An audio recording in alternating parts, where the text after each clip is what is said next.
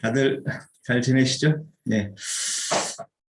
하여튼 또 이렇게 에스겔 17장을 우리 지체들과 같이 이렇게 나누게 돼서 어쨌든 참 반갑고 좋습니다. 저는 뭐 다들 우리 지체들도 같이 17장을 보고 묵상하셨으리라 생각을 하고, 저는 이제 17장을 보면서 성경 전권에 그 비유와 어떤 표상 이런 것들을 통해서 하나님의 그 뜻을 이렇게 드러내시는데, 이것들을 정말 이렇게 잘 주님의 주시는 지혜로 또 계시로 잘 이렇게 해석이 되고 이해가 되면 좋은데, 이게 사실 이제 바벨론이라는 그런 곳에 실현하는 그 의미를 두고 이렇게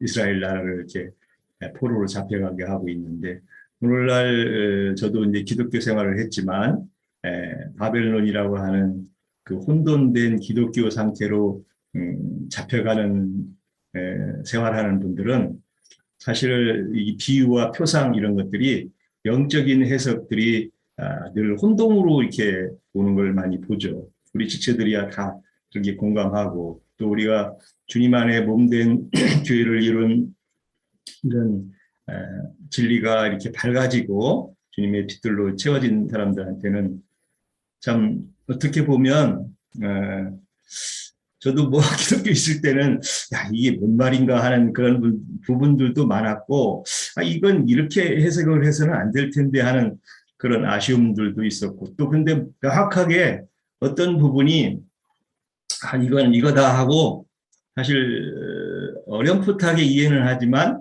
정확하게 이해를 못한 부분도 많았던 것 같습니다. 그 중에 뭐 그 이제 비유나 이 표상 또 이런 것들이 참 이해하기 좀 쉽지 않다 하는 그런 것들이 많이 있잖아요. 뭐 우리도 얘기하듯이. 근데 오늘 그 에스겔 17장을 통해서 말하고자 하는 것은 주님과의 계약을 계명을 따라서 신앙생활을 해야 되는 이스라엘이 주님의 계약을 잊어버리고 어떤 세상에 대한 것들을 추구하고 어떤 정말 참신이신 여호와 하나님을 배반한 그 이스라엘 족속이 내리는 이제 벌들로, 그 벌을 잘 감당하고 그 벌을 수행하면서 그 바벨론이라는 나라에서 이제 하나님의 어떤 그 징계를 바벨론이라는 나라를 통해서 쓸 때 거기에서 합당한 순종을 다시 배우고, 또 정말 주님의 징계로부터 이게 이런 일들이 일어나는구나 하고 깨닫고 회개하는 자들은 이제 다시 돌이키고 소생함을 받는 그런 것이 될 텐데, 그게 이제 어떤 그 바벨론이라는 곳에서의 어떻게 보면 이제 정착을 하려고 하고 아니면 또 반발을 하려고 하고, 반발해서 애굽에 그 도움을 요청하는 그런 기현상이 또 일어나서 뭐 정말 그 시드기야 왕은 말할 수 없는 모독과 모멸과 그 정말 치욕에 가까운 그런 징계를 받는 그런 현상이 일어났죠. 근데 이제 우리가 그런 그 바벨론에서 징계받고 또 그런 수욕을 당하는 것들이 사실은 하나님의 은혜를 받기 위한 하나의 그 과정이라는 것을 우리가 이해한다면, 뭐 기독교 생활에서도 그걸 돌이키고 다시 정말 주님의 은혜를 회복하는 그런 사람들이야 그게 얼마나 또 새로운 복으로 작동할 텐데, 그것이 그런 징계와 또 그런 징벌로만 끝난다면 그와 같이 불행한 신앙생활이 없겠죠. 그래서 우리가 이런 비유와 표상들을 잘 이해하고 하나님이 무슨 말씀을 말하고자 하는지를 잘 이해하고, 또 이제 앞선 선진들의 그 계시를 받은 자들의 어떤 그 가르침을 잘 그 분별하고 따라가는 그런 우리 신앙생활의 여정이 우리에게는 필요하다고 봅니다. 그래서 이제 저는 뭐 오늘은 좀 로마서 1장의 그것을 한번 나눠볼까 합니다. 그 로마서 1장 그 21절인데 한번 살펴보겠습니다.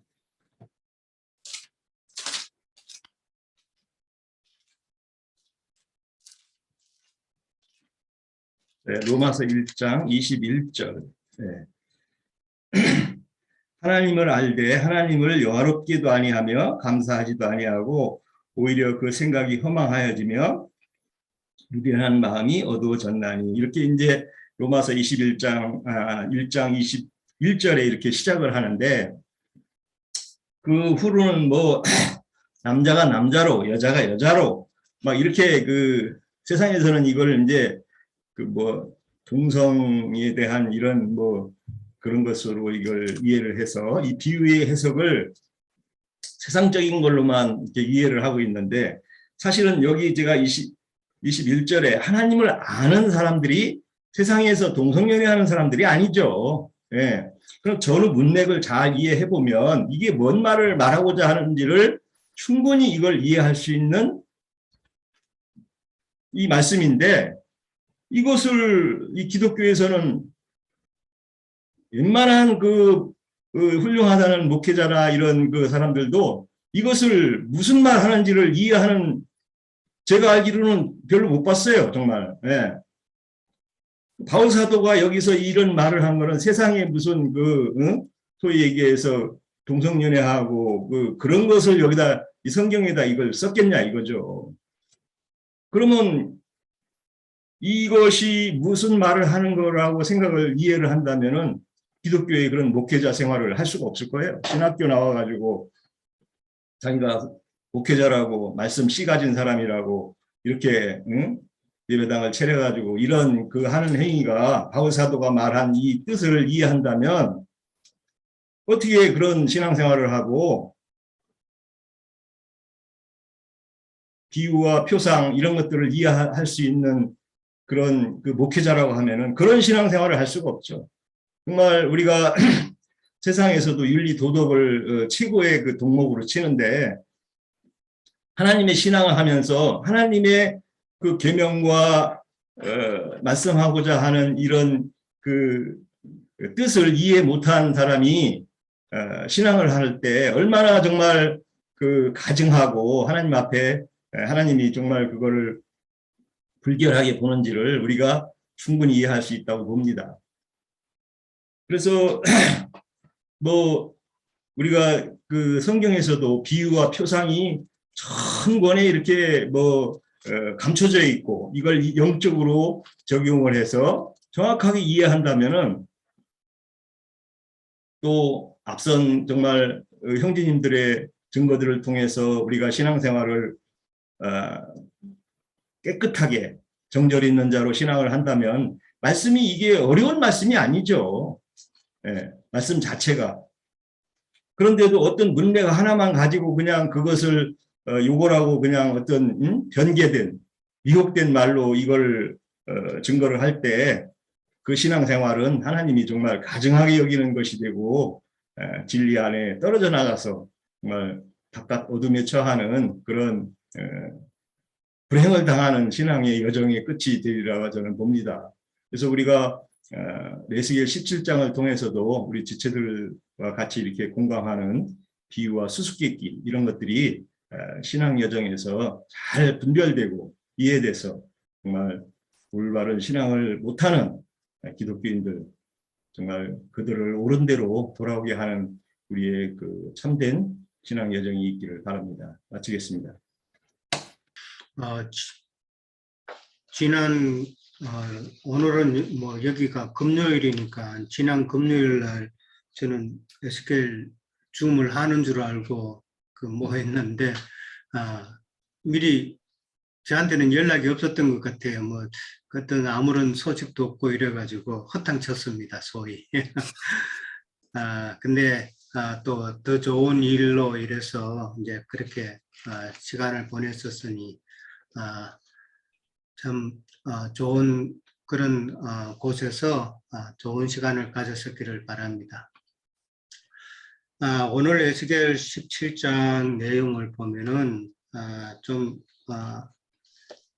재미있는 그런 부분이라고 할 수 있는 것 같아요. 17장에 보면은 하나님께서 에스겔 선지자에게 이스라엘 족속에게 수수께끼와 비유를 말하라라는 그런 말이 나옵니다. 수수께끼와 비유라는 말로 이제 이스라엘 족속에게 말하라고 그러셨는데, 안 그래도 이스라엘 백성들은 하나님의 말을 못 알아듣고 자꾸 엉뚱한 짓 하는데, 이 수수께끼와 비유로 말하면 더 못 알아들을 텐데 왜 하나님께서 그렇게 말씀을 하셨을까?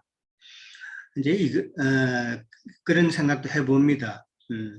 근데 수수께끼와 비유라는 말은 좀 같은 말인 것 같지만은 조금은 좀 다른 의미가 있지 않나 그렇게 생각해 봅니다. 수수께끼라는 거는 말 그대로 좀 어려운 질문이죠. 저는 뭐 어릴 때 뭐 친구들이 수수께끼 내고 이러면은 그걸 별로 안 좋아했어요. 좀 똑똑하지 못해가지고 그런 걸 못 맞추거든요. 그래서 별로 안 좋아했는데 참 어렵단 말이에요. 수수께끼라는 게 어렵고 또 뭐 그러다 보니까 또 감추어진 그런 어떤 답이 있는데 그걸 캐내기가 쉽지 않죠. 그리고 이제 또 비유라고 그랬어요. 이 비유는 말 그대로 비유잖아요. 우리가 잘 아는 대로 예수님께서도 복음서에 보면은 참 많은 말씀을 비유로 하셨잖아요. 비유로 하시고 천국 말씀을 하실 때는 다 비유로 말씀을 하셨는데 이 비유로 말씀하시는 것은 이제 그 행간을 잘 읽어야 되잖아요. 이 단어와 단어의 뜻이 뭔지, 무엇을 지금 말하는 건지, 이제 그런 숨겨진 하나님의 뜻을 이제 그 행간을 찾아서 그렇게 파악을 해야 되는데, 이렇게 비유로 하신 것은 이 천국의 비밀이기 때문에 비유로 이제 말씀을 하는데, 비유로 하신 말씀을 갖다가 깨닫는 자만이 그 비유의 말씀을 알고 참 영적인 생명을 누린다라는 그런 이야기죠. 예, 다시 말하면은 잘못 이해하면은 그러니까 잘못 이해해서 잘못 신앙생활을 하게 되면은 어떤 면에서는 그걸로 인해서 멸망이 된다. 그게 선악과 나무가 되어서 멸망하는 그런 처지가 된다라는 것이죠. 그러니까 수수께끼와 비유로 이제 하나님이 하신 말씀에 그렇게 말씀하시는 그 하나님의 마음이 어떻게 보면은 하나님의 말씀을 너희들은 깨달아서 생명나무로 생명 열매로 먹고 참 풍성하게 이루어지기를 그렇게 원하는 하나님의 마음이 거기 있다고 보면 됩니다. 1절에서 6절까지 이제 쭉 보면은 이제 독수리 이야기가 먼저 나옵니다. 독수리가 나오고 그 다음에 7절부터 9절까지 또 한 내용으로 그렇게 또 나누어서 생각해 볼 수 있습니다. 거기에 보면은 7절에도 또 이제 독수리가 나오죠. 독수리가 나오고 그 다음에 이제 11절부터는 이제 하나님께서 비유로 하신 말씀을 갖다가 11절부터는 이제 성경에서 이제 풀이를 직접 해주는 그런 내용입니다. 그러고 나서 이제 22절부터는 이제 마무리 이제 또 다른 이야기가 나오는데 독수리라는 오늘 17장 3절에 보면은 여호와께서 말씀하실 때 색깔이 화려하고 날개가 크고 깃이 길고 털이 숱한 큰 독수리가 이렇게 나옵니다. 이 독수리는 이제 바벨론을 이야기하는 것이죠. 바벨론 왕 느부갓네살 왕을 지칭하는 그런 독수리라고 보면 됩니다. 그 다음에 이제 그 독수리가 백향목 높은 가지를 꺾대라고 그렇게 4절에 나옵니다. 백향목 높은 가지라는 것은 예루살렘 왕을 이제 의미한다고 볼 수 있죠. 이제 그 당시로는 이제 여호야긴인데 여호야긴을 이제 하나님께서 바벨론이 꺾었다라고 그랬는데 열왕기하 24장 10절에서 12절에 보면은 우리가 잘 아는 대로 그 상황이 자세히 설명되어 있습니다. 예루살렘이 이제 멸망하는 과정이죠. 열왕기하 24장을 읽어보시면은 이제 이해되실 거고, 그 다음에 이제 큰 날개, 이제 독수리 모습이 큰 날개라고 그랬고, 그 다음에 깃이 길고 또 털이 많고 색깔이 뭐 화려하다는 이런 표현으로 독수리를 묘사하고 있습니다. 이만큼 큰 날개라는 것은 독수리가 날개가 크면은 그만큼 큰 영역을 차지하고 있다라고 이제 이해를 하시면 될 것 같고요. 그 다음에 털이 많고 깃이 길다라는 것은 그만큼 힘이 세다는 것이죠. 이제 군사력을 상징하는 것이 아닌가 그렇게 이해를 하고요. 그 다음에 색깔이 화려하다라는 것도 그만큼 다른 나라를 많이 정복해가지고 여러 민족들로 이루어진 그런 바벨론이다라고 이해를 해봅니다. 그렇기 때문에 상당히 이제 그 당시로서는 제일 큰 그런 영역을 차지하는 오늘날의 미국과 같은 그러한 모습이라고 생각해 볼 수 있습니다.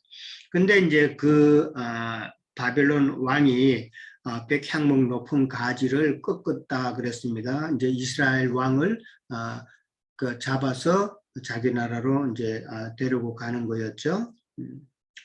자, 그 다음에 이제 꺾어가지고 그 5절에 보면은 그 땅에 4절에 보면은 그 연한 가지 끝을 꺾어가지고 장사하는 땅에서 이르러 상인의 성읍에 두고 이 말씀 모든 표현 자체가 정말 수수께끼 같고 좀 비유적인 그런 내용이기 때문에 그 당시 에스겔 선지자 시대 때에 그 이스라엘의 역사 열왕기하에 보면 이제 열왕기하에 보면은 이제 자세하게 나와 있는데 그 내용을 조금 알면은 이해하기는 훨씬 쉽다고 생각합니다. 여기 보면은 이제 그 예루살렘 왕을 갖다가 잡아서 이제 바벨론으로 이제 데리고 가는데, 그 다음에 이제 장사하는 땅, 뭐 상인의 성읍 이렇게 또 표현이 되어 있습니다. 이게 다 이제 바벨론으로 이제 데리고 가는 거죠. 바벨론으로 땅에 이제 포로로 데리고 가는 걸 표현하고 있고, 그 다음에 이제 이 모든 가정이 열왕기하에도 이제 나오지만은 예루살렘 멸망 가정을 갖다가 지금 비유로 지금 설명하고 있는 거잖아요. 비유로 설명하고 있는데 바벨론에 이제 잡혀가는, 그러니까 이스라엘의 그 왕들을 이야기하는 건데, 결국은 저는 여기서 이제 바벨론이 하나님으로도 상징이 된다라고 이제 보는 거죠. 하나님과의 그 언약을 깨고, 결국은 지금 두 번째 독수리가 나오지만은 두 번째 독수리는 이제 애굽을 이야기하는 거니까 하나님과의 언약을 깨고 세상을 향하는 그런 하나님의 백성들에 대한 하나님의 심판이다. 사실은 이거거든요. 이거를 갖다가 지금 수수께끼와 비유적인 그런 말로 해서 지금 설명을 해놨기 때문에 이제 그거를 이해를 하면은 그 당시 상황이 어떻고, 그 다음에 하나님이 어떻다, 하나님의 마음을 또 설명하는 그런 표현이다라고 이해를 해보면 됩니다. 그래서 수수께끼고 비유라는 표현이 나오는 것이죠. 그 다음에 이제 땅의 종자를 꺾어라는 표현이 이제 5절에 나옵니다. 종자라는 것은 혈통이죠. 사람으로 말하면 이제 혈통인데 꺾어서 옥토에 심는다 그랬어요. 이게 이제 이 옥토에 심겨진 그 종자는 느부갓네살 왕이 여호야긴의 숙부죠. 숙부인 히드기야를 왕으로 세웠다라는 그런 표현입니다. 그러니까 여호야긴을 폐하고 그다음에 시드기야를 왕으로 세워서 바벨론이 그렇게 세워서 자기네들의 압제 통제하에 두었다라는 것이죠. 예. 그 6절에 이제 나오면 그 말이 나오죠. 그것이 자라며 펴져서 높지 아니한 포도나무, 높지 아니한 포도나무라고 하면 나무는 제대로 자랄 수 있도록 그렇게 해야 되는데 그걸 갖다 크게 못 자라도록 통제했다는 것이죠. 이제 요즘 말하자면 이제 자기들 수하에 두고 그냥 다스리면서 그렇게 했다는 내용인 것 같은데, 그다음 6절은 이제 가지는 독수리를 향하고 그 가지는 독수리를 향하였고 그 뿌리는 독수리 아래에 있었다 그랬잖아요. 예. 그러니까 시드기야는 바벨론을 바라볼 수 없도록 만들어 놓고 그다음에 바벨론이 이스라엘 나라를 지금 다스리고 있는 그런 행국이다라는 것이죠. 그 다음에 이제 7절에 이제 또 독수리가 나오죠. 이 독수리도 역시 이제 크고 털이 많은 이제 큰 독수리 하나가 있다고 그랬습니다. 그러나 바벨론을 상징하는 느부갓네살 왕을 상징하는 것만큼 그렇게 많은 표현은 안 돼 있어요. 그냥 큰 독수리라고만 돼 있어요.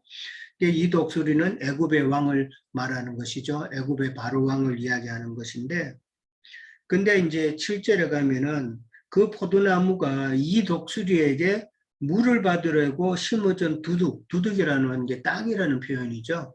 땅에서 그를 향하여서 뿌리를 뽑고 가지가 퍼졌다 이 말이 나옵니다. 그러니까 우리가 이스라엘의 그 역사에서도 이제 잘 알듯이 이스라엘 나라가 바벨론의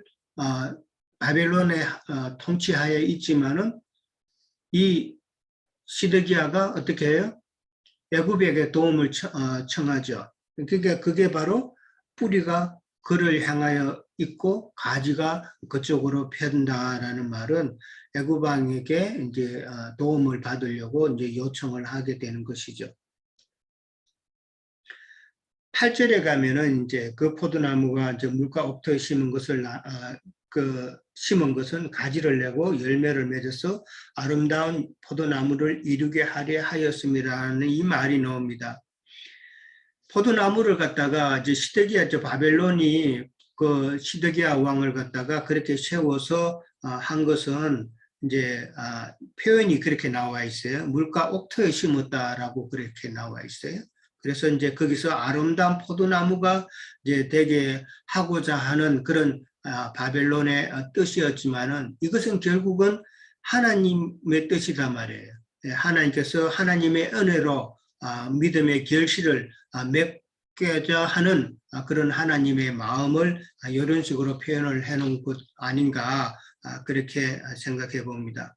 그러니까 바벨론으로 나라로 봤을 때는 이제 시드기야를 이스라엘의 왕으로 옹립을 해서 그 나라를 이제 키우려고 했고 그런 의미지만은 하나님 입장에서 보면은 하나님께서 하나님의 백성들을 하나님의 은혜로 그렇게 잘 성장할 수 있도록 이게 물가 옥토에 심었다 그랬으니까 좋은 생명의 말씀으로 그렇게 성장시키려고 했다는 것이죠. 그런 하나님의 마음이었는데 지금 이 이스라엘이 이 포도나무가 누구를 향해요? 애굽 왕을 향한단 말이죠. 그러니까 세상 것을 하나님의 뜻을 저버리고 세상 것을 따라가는 그런 사람들을 이스라엘 사람들 오늘날 믿는다고 하는 사람들을 이제 그렇게 표현을 한 것이죠. 그랬을 때에 9절에 가면은 뿌리가 뽑힌다 그랬습니다. 그러면서 그 앞절에 그게 제대로 열매가 되고 그건 다 시들어질 것이고 다 그렇게 될 것이다라는 설명이죠. 그러면서 결국은 뿌리가 뽑힌다 그렇게 이야기를 하고 있습니다. 왜 뿌리가 뽑혀요? 바벨론을 배반하고 하나님을 배반하고 그 다음에 세상을 향하는 그런 이스라엘 백성들이 두고 하는 말이죠. 그러니까 이게 이제 열왕기하 25장에 나오죠. 자세하게 설명이 나옵니다. BC 이제 586년경에 시드기야 왕이 이제 바벨론의 포로가 되죠. 우리가 잘 아는 대로 두 눈이 뽑힌다 그랬습니다. 두 눈이 뽑힌 채로 그렇게 바벨론의 포로가 되어서 가는데, 이 두 눈이라는 것이 저는 이게 세상을 바라보는 그 눈을 의미하는 것이 아닐까라고 생각을 해봅니다. 그냥 단순히 눈을 빼고 갔다. 좀 끔찍한 표현이긴 하지만은 이 두 눈을 뽑았다는 건 세상 바라보는 그 눈을 뽑았다는 그런 영적인 그 교훈이 있지 않나 그렇게 생각을 해봅니다. 그래서 이제 바벨론의 포로가 되어 가는데 그것은 하나님과의 계약 파기로 인한 징벌로 그렇게 우리는 볼 수가 있다라는 것이죠. 그 다음에 이제 11절부터 이제 21절까지는 그 비유의 해석입니다. 13절에 가면은 왕족 중 하나를 택하여라고 그렇게 나오죠. 시드기야를 이야기합니다. 그 다음에 이제 13절에 또 보면은 그 땅에 능한 자들을 옮겨갔다 그랬습니다. 그 땅에 능한 자, 그러니까 바벨론의 포로로 잡혀갔을 때에 능한 자들만 다 잡아갔죠. 열왕기하 24장에 보면은 비천한 자 외에는 그 땅에 남은 자가 없다라는 표현이 있잖아요. 예, 모든 능한 자만 다 데리고 갔다고 그렇게 돼 있고, 그 다음에 이제 16절에 가면은 바벨론에서 포로 생활하는 가운데서 죽을 것이다라는 그런 이제 암시가 또 나오죠. 그 이유는 이제 15장에 이제 15절에 보면은 애굽에 이제 보낸 말과 군대를 구함으로 애굽에 보내가지고 사실을 말과 군대를 구했다는 그 설명이 나오죠. 그래서 바벨론 왕을 배반했기 때문에 그렇게 될 것이라는 것이죠. 그래서 이제 17절에도 보면은 그 대적이 토성을 쌓고 사다리를 세우고 많은 사람을 멸절할 때 그렇게 나옵니다. 그러니까 바벨론이 예루살렘을 포위해서 공격하는 것이죠.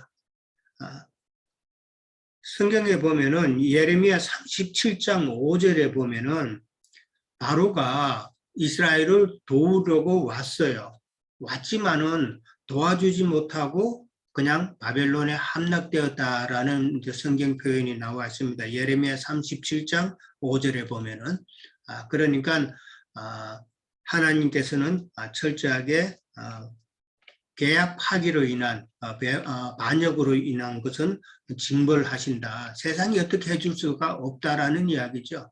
예, 세상을 아무리 바라보고 세상이 나를 도와줄 것 같아도 세상은 나를 이용만 한다라는 것이죠. 제가 신앙생활을 하면서 일반 기성교계에서 뭐 한 40년 가까이 어릴 때부터 신앙생활을 하면서 몰랐던 것이 참 세상은 다 거짓이라는 사실을 뭐 깊게 인식은 하지 못했어요. 근데 이 말씀을 듣고 세상은 다 거짓이구나. 한 번은 이제 은행에 갔는데 은행에 이제 광고 문안 같은 게 있잖아요. 그걸 딱 보면서 그 순간에 느낀 거는 저 사람들은 저거 완전히 비즈니스고 다 이게 다 목적이 있어서 저렇게 광고를 써붙여 놨구나. 뭐 금리가 어떻게 하고 저 투자하면 얼만큼 이익을 보고 한다고 그렇게 써붙여 놨지만은 결국은 자기 욕심을 부리는 거짓이구나 하는 것을 그때 좀 세상은 다 거짓이구나 하는 것을 좀 많이 깨달았는데 세상은 도움을 주는 것이 아니죠. 예. 우리가 세상에서 참 뱀같이 지혜롭게 피해만 안 당하면은 된다 하는 그런 생각입니다. 세상은 근데 많은 유혹이 있잖아요. 예. 뭐 특히 이제 돈 같은 문제에 있어서는 남자들은 뭐 돈을 어떻게 하면 좀 분리복가 하다가 이제 다 손해보고 하는 그런 뭐 경우가 많죠. 예, 그 다음에 이제 19절에 가면은 이제 이스라엘과 바벨론의 관계가 결국은 하나님 자신과 언약을 배반한 이스라엘로 그렇게 설명하는 것이 나옵니다. 그러면서 그 죄를 그 머리에 돌린다. 그러니까 반역한 그 죄는 하나님께서 반드시 물으신다라고 그랬어요. 21절에 가면은 이제 모든 군대에서 도망한 자들은 다 칼에 엎드러질 것이요 그 남은 자는 사방으로 흩어진다고 그랬습니다. 사방으로 흩어져서 도망간다는 이야기인데 예레미야 42장 16절에 보면은 이제 거기에 대한 또 설명이 또 부가 설명이 나와 있습니다. 너희가 아무리 도망해서 너희가 원했던 그 애굽으로 도망을 갈지라도 내가 따라가서 거기서 심판을 할 것이다 라고 예레미야 42장 16절에 나옵니다. 그러니까 아무리 도망쳐봤자 방법이 없다는 것이죠. 자, 그러면서 22절에 가면은 백향목 꼭대기에서 높은 가지를 꺾다가 심는 그런 이야기가 갑자기 또 나옵니다. 이 백향목 꼭대기라는 것은 이제 다윗 왕가를 이제 이야기하는 것이고 세 가지 끝에서 연한 가지를 꺾다가 높고 우뚝 솟은 산에 심는다고 나옵니다. 그러니까 또 이제 그 가지를 꺾다가 심는 내용이 나오는데 여기서 백향목 꼭대기라는 것은 그 다윗 왕가를 이야기하고 거기서 세 가지 끝에서 연한 가지를 꺾다가 이제 높고 우뚝 솟은 산에 이제 심는다고 그랬는데 연한 가지는 예수 그리스도를 상징하는 것이라고 봅니다. 그러니까 예수 그리스도를 세우셔서 그 높은 산에 심는다고 그랬어요. 심어가지고 그 설명이 쭉 나오는데 이걸 마침 저희들이 지금 창세기 1장을 또 하고 있어요. 창세기 22장부터 팬데믹 기간 동안 오랫동안 모이지 못하다가 이제 다시 모일 때 22장부터 질문지 형식으로 제가 한 6-7문제를 질문을 내고 이제 그거를 이제 좀 포커스를 두고 중요한 것을 그렇게 이제 짚어 나가기 때문에 우리 지체들이 상당히 그게 학습 효과라 그럴까요? 성경 공부를 좀 깊게 잘 하는 것 같아서 그 이전에는 그런 식으로 못했기 때문에 또 많은 시간이 지났고 저희들이 창세기를 시작한 지가 5년이 지났습니다. 5년 만에 끝났는데 너무 시간이 길어서 앞에 거는 또 다 잊어먹고 또 질문지 형식으로 못하다 보니까 다시 하자고 그래서 지금 그 앞부분만 다시 이제 리바이브를 해서 그렇게 하고 있습니다. 근데 이제 창세기 1장에도 보면은 창세기 우리가 1장 2절을 잘 아시잖아요. 하나님 1장 1절에 원천의 창조가 있었잖아요. 바라 창조가 있었고 2절에 가면은 이제 천사 세계에서 그 천사 루시퍼의 그 반역으로 인해서 이제 심판이 2절에 기록이 됐잖아요. 2절에 이제 심판이 있고 난 다음에 그러나 그 심판의 상태로 그냥 두시지 않고 하나님의 신이 수면에 운행하심으로 이제 품으셨잖아요. 그래서 다시 3절부터 새 창조의 역사를 써내려가는 내용이 나오잖아요. 지금 이것도 지금 똑같은 이제 의미라고 보는 거예요. 하나님께서 이스라엘 백성들을 심판하시는 것뿐 아니라 예수 그리스도를 통해서 새로운 새 창조의 역사를 써내려가는 그런 모습이 22절에 지금 이제 나온다라는 것으로 이제 이해를 하면은 전체적인 그것이 이제 틀이 좀 잡힐 것 같아요. 네. 그다음에 이제 그 이스라엘의 그 높은 산이라고 그랬는데 이제 뭐 에스겔 20장 40절에도 보면은 거룩한 이스라엘의 높은 산, 이제 시온산을 두고 하는 이야기죠. 그 시온산은 이스라엘로 말하자면은 이제 그 이스라엘 왕권의 중심으로 보는 그런 상징적인 그런 산이죠. 그 다음에 이제 높고 우뚝 솟은 산에 이제 심으셨다는 말은 산에 심으셨다는 이 말은 어떤 산이란 것은 영적인 그런 의미를 생각해 보면은 영으로 오셔서 예수 그리스도께서 이 땅을 통치하실 거라는 그 내용으로 저는 이제 생각이 되어집니다. 그 다음에 이제 그 아름다운 백향목이 되어서 새가 깃들인다고 그랬어요. 아름다운 그게 높고 그 시온산에 세워진 그 백향목 큰 나무가 이제 가지가 많이 생기고 새가 깃들인다고 그랬는데 이 새가 깃들인다는 말은 예수 그리스도 안에 많은 영혼들이 안식의 처소가 된 예수 그리스도의 모습을 이제 보는 것이죠. 이게 안식의 처소가 되었다라고 저는 그렇게 생각합니다. 근데 이제 우리가 잘 아는 채전밭에 그 겨자씨 하나가 이제 채전밭에 심겨졌을 때 그 씨가 큰 나무가 되었죠. 큰 나무가 되었는데 이제 거기서 이제 새들이 또 거기 또 모여서 깃들인 내용이 나오는데 이 대비가 된다고 봅니다.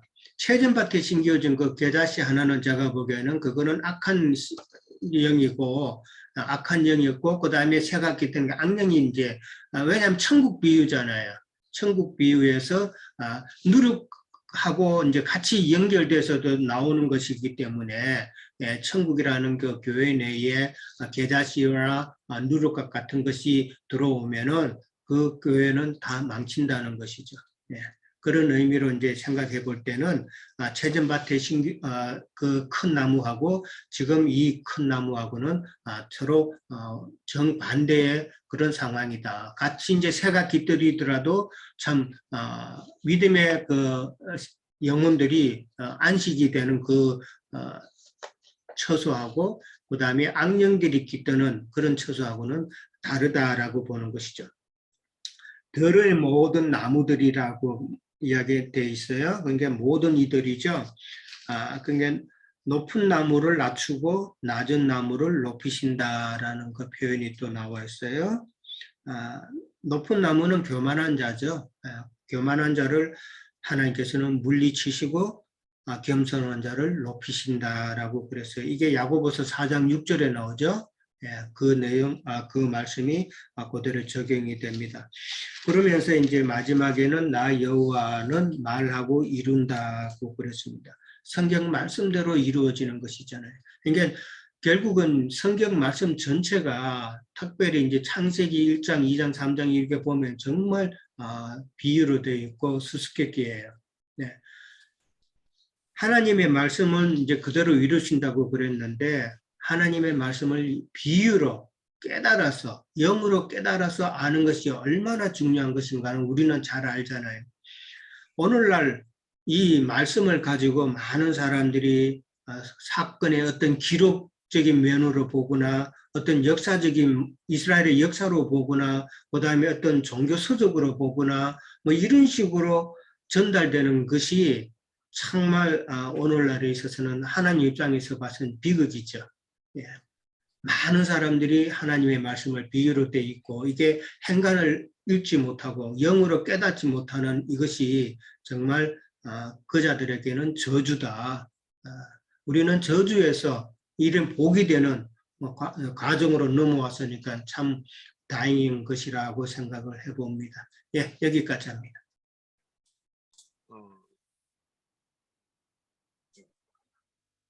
제가 느끼는 부분만 간단하게 한번 해볼까 합니다.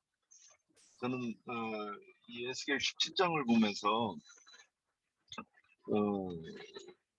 아담을 지으시고 그 노아의 때까지 그리고 또 노아의 때를 노아를 불러가지고 또 한 시대를 가고 또 아브라함을 불러가지고 그 애굽에서 돌아와서 예루살렘에 그 나라를 회복하는 기간 또 그들이 또 타락해서 다시 잡혀가서 하는 이게 계속 반복하는 거를 지금 보여준다고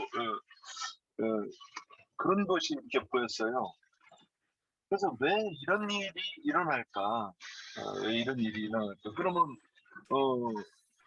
한번 그 아브라함을 통해서 그 아들들을 통해서 한번 애굽에 가가지고 그 나라를 예루살렘에 회복까지 했으면 그 나라가 계속해서 가면 좋은데 왜 다시 타락하고 또 애굽에 잡혀가야 될까? 요새 이제 그런 부분이 바벨론으로 또 잡혀가야 되는 부분을 이제 왜 거기 꼭 가야 되지? 이런 생각을 이제 제가 좀 해보게 됐었어요.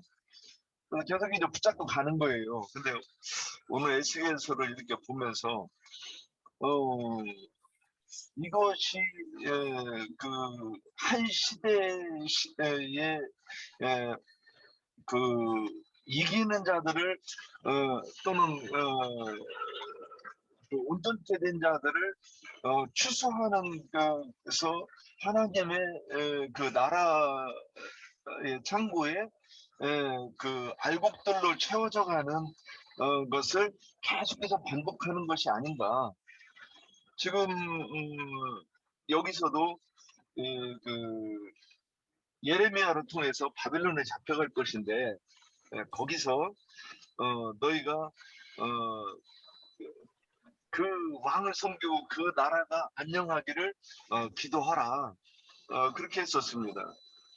근데 그 이스라엘 백성들이 다른 북소리한테 기웃거리고 이제 그러다가 또 그 심판을 받게 되는 장면이 나오고 거기서 또 잘하는 거기서 견디고 또 하나님의 회복하심을 기다리는 자들은 22절에 보면 이제 회복하는 장면이 또 나와요. 그래서 23절에 보면 그 회복하는 것이 이스라엘 높은 산에 심으리니 그 가지가 무성하고 열매를 맺어서 아름다운 백항목이 되고 각종 새가 그 안에서 깃들며 그 가지의 그늘이 살리라. 그러면 지금 이 부분이 이제 다시 회복인데 그 제가 이걸 가지고 이제 지난번에 왜 꼭 잡혀가야 되는가 그랬더니 나이저님께서 제가 그때도 잘 소화가 안 됐는데 아브라함이 예를 들면서 아브라함이 그 아내 사라를 빼앗기고 빼앗기게 되는 것은 왜 그런가? 그가 아브라함이 아니고 아브라함이기 때문에 이 교회가 타락하고 그 교회를 빼앗기는 것이다 이렇게 말씀하신 것 같아요. 그래서 그러면서 이제 그 부분을 이렇게 연결해서 보게 됩니다. 그러면 항상 회복되는 때가 있고 또 타락하는 때가 있고 다시 그것을 반복해가면서 거기서 이기는 자들이 추수되는 것을 오늘 요 에스겔에서도 한 번 더 얘기하는 것인가 이렇게 이제 보았습니다. 저도 좀 주소가 없는 것이 밝지 않기 때문에 좀 주소가 없었습니다. 여기까지입니다. 아까 유 형제님께서 처음부터 쭉 짚어주시면서 그 요야긴 왕과 시드기야 왕에 대한 그 위치는 분명하게 얘기를 해줬다고 생각을 해요. 저도 동감이고요. 단지 6절에 있어서 그 포도나무를 수양버들 가지처럼 큰 물가에 심어서 그 포도나무가 퍼져서 높지 아니한 포도나무로 자란 거예요. 굵은 가지와 가는 가지로.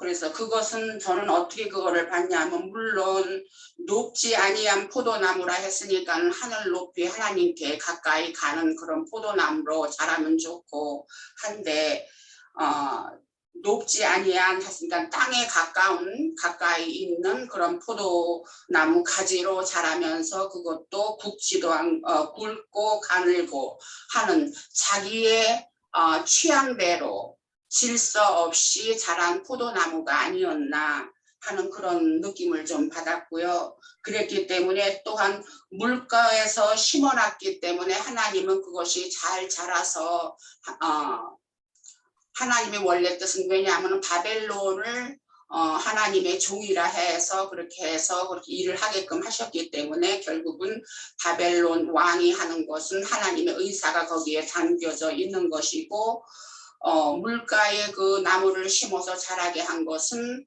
하나님의 뜻에 합당하게 잘할 수 있는 다른 기회를 또 한 번 주신 것인데 그것이 그렇게 되지 않고 그 물이 하나님께서 생각하시는 거하고는 달리 자기 나름대로의 벗어난 그 물가로 번지지 않았나 하는 생각을 해봤어요. 그랬기 때문에 자기 멋대로 땅과 가까운, 말하자면 육성에 가까운 그러한 생명을 가지고 있는 그런 불이한 포도나무로 자란 그 결과가 됐다, 그렇게 봐지고요. 그래서 그 포도나무가 7절에서 볼 때에 다른 큰 날개를 가진 그 독수리를 얘기를 할 때 그것이 아까 유 형제님이 말한 것처럼 애굽 왕을 이야기를 하는 것인데 지금 그 자기 멋대로 자라면서 세상에 가까운 그러한 포도나무가 되다 보니까 애굽의 물을 받아들이고 싶은 그러한 것이 7절에서 묘사를 한 것이 아닌가 하는 것으로 봐졌어요. 그렇지만도 그 애굽 왕이 그 포도나무를 걷어들여서 물을 배준다고 해도 그것이 제대로 저기가 되지 않는다는 것을 9절에서 이 얘기를 하는 것 같고 그랬기 때문에 결국은 하나님께서 동풍을 불어대어서 그것을 멸절을 하실 것 같으면은 그 자리에서 생명이 다 없어지는 아스라지는 그러한 포도나무로 될 것이다 하는 그런 생각을 해봤고요. 그 다음에 이제 그 11절 이하로는 우리가 지금 앞서서 본 그것을 설명을 해주는 그 내용으로서 프리머치 아까 유 형제님이 얘기한 것처럼 그런 것일 것이고 결국은 그렇게 함으로써 멸망을 받고 우리가 에스겔 앞서서 할 때에 그런 멸망을 받은 그런 결과를 초래한 것이 21절까지 쓰여진 것이 표현이 된 것이 아닌가 그렇게 생각이 되어지고요. 그리고 이제 22절에 들어가서 여기서 다른 백향목을 백향목 꼭대기에서 연한 가지를 다시 심는다 그렇게 저기를 했는데 이것은 아까 이제 유 형제님은 그것이 이제 예수님이다 하는 것으로 이제 보셨는데 저는 여기에서 이것을 소생한 모든 하나님께서 바벨론에서 훈련을 시키시고 성소가 되어 칭이 되어 주셔갖고 다시 회복시킨 그 가지를 시온산에 심은 것이 아닌가 하는 것으로 생각을 해봤어요. 그래서 그렇게 했지만 결국은 23절에 각종 새가 그 아래에 깃들이며 그 가지 그늘에서 산다고 한 것이 저는 유 형님과는 달리 결국은 다니엘에서도 그 나무 그늘에서 그렇게 새들이 악한 영들이 그렇게 진을 치고 산 것처럼 여기에서도 하나님께서 이스라엘을 높은 산에 심으셔서 다시 소생시키는 일을 하셨지만 그것이 그렇게 되지 않고 여전히 악한 악령들이 퍼져 살게 하는 말하자면은 유대 땅에서 그 거짓 선지자들과 서기관들 바리새인들 그런 사람들이 왕성하게 일어나서 결국은 하나님을 노하게 하고 또한 하나님의 생각하신 뜻에서 완전히 벗어나는 그러한 저주받은 그런 바리새인들 그런 서기관인들 그런 사람들로 변신된 것을 말씀하신 것이 아닌가 하는 것으로 생각해 봤습니다. 네, 여기까지 하겠습니다.